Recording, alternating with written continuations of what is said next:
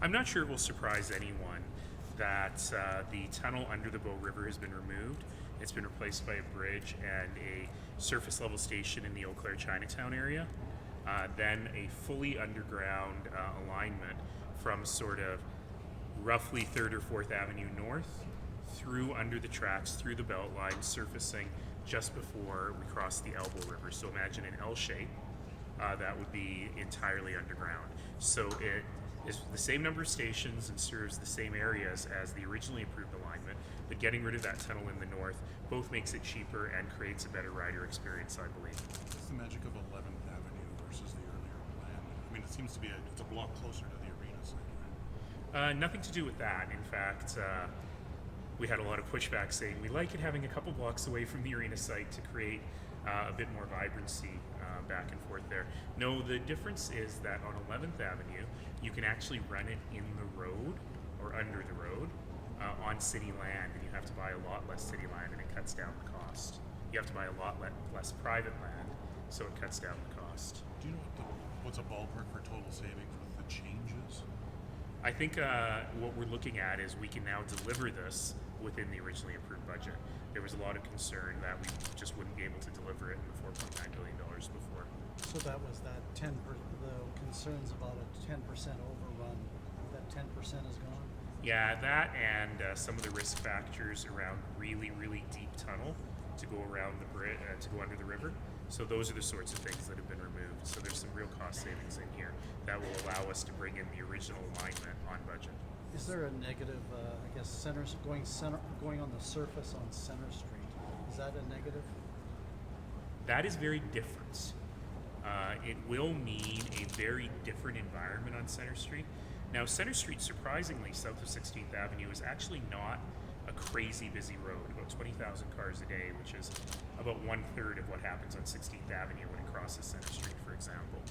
And today's condition is that a lot of that traffic is buses anyway, because that's a very, very busy transit corridor, and you sort of have buses running nose to tail up Center Street. So essentially you would take the buses out, replace them with a dedicated railway in the middle, but it won't look like 36th Street or Crowchild Trail.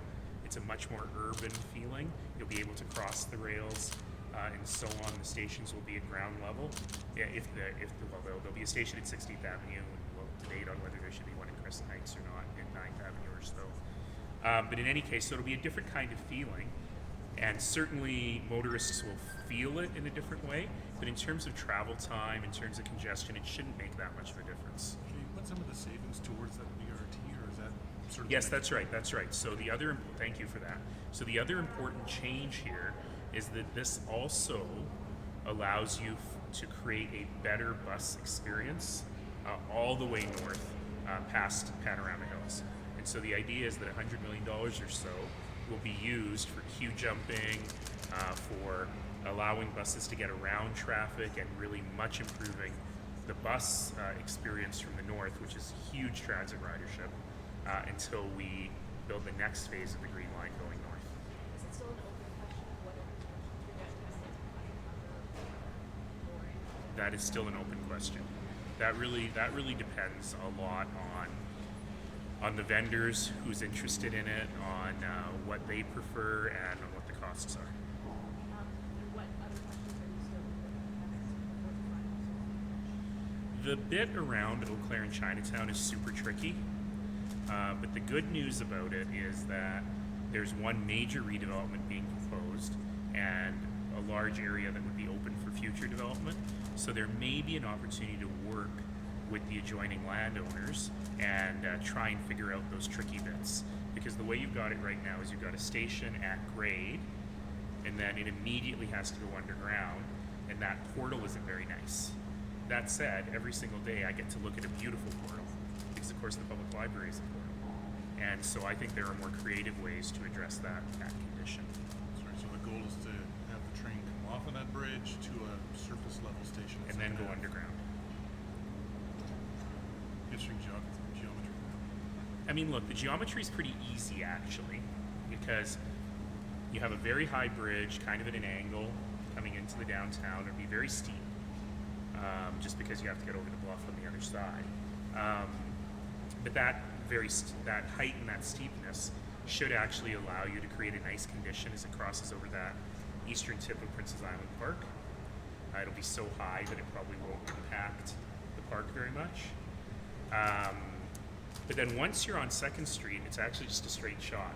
The problem is you want to make sure that you've created a good pedestrian and business environment along 2nd Street. You don't just sort of isolate it with the walls of a portal where it goes underground. Do you agree with Councilor Kane's assessment that these announcements made seem as if it's restoring credibility and confidence? Yeah, absolutely. You know, the thing that I sometimes forget is that I myself have the opportunity to look at this stuff every week and understand what's being done, what's being changed, and so on.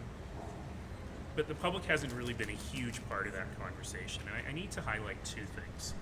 The first thing is, look, this is an extraordinary opportunity. Not only is it the biggest thing we've ever built, it's 3 times larger than the second biggest thing we've ever built. It will immeasurably change how 500,000 people interact with the city every single day. You don't often get an opportunity to be part of something like this. It's a big deal.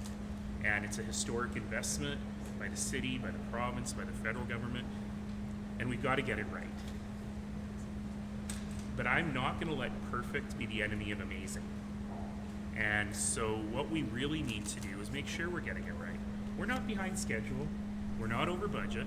We always budgeted the time to make sure that we both had the best expert opinion in the world helping guide these decisions.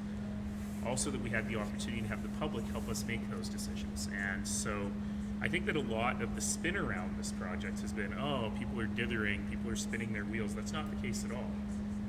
We're still on schedule because we wanted to make sure that we got it exactly right. And that's precisely what my colleagues at the city have been doing, and I'm very proud of them for doing it. How important is it to not have the LRT at surface through the downtown core? I mean, I know it touches upon that piece of Eau Claire, but even at the east end, it's now further underground in that direction. I know the overall tunnel is shorter, but to not have it on the street, to not have it crossing McLeod Trail, for example. Listen, I don't actually have a problem with it running at street level, and I certainly push the team hard to look at how that works. You know, when you think of a city like Portland, or you think of a city like Amsterdam or Rotterdam, it's not 7th Avenue. It's not that 1980s version of street level transit. And plus it's short, right? Going north-south is much shorter than going east-west across the whole city. So I was totally okay with investigating that. What we found is that the cost savings were not really that great because you still have to go under or over the CP rail tracks. You still have to go under or over McLeod Trail because you can't cross the CP rail tracks, you just can't. There's a technical problem of 2 different lines that both have overhead wires trying to cross one another at 7th Avenue. And you can't bugger up McLeod Trail in that way.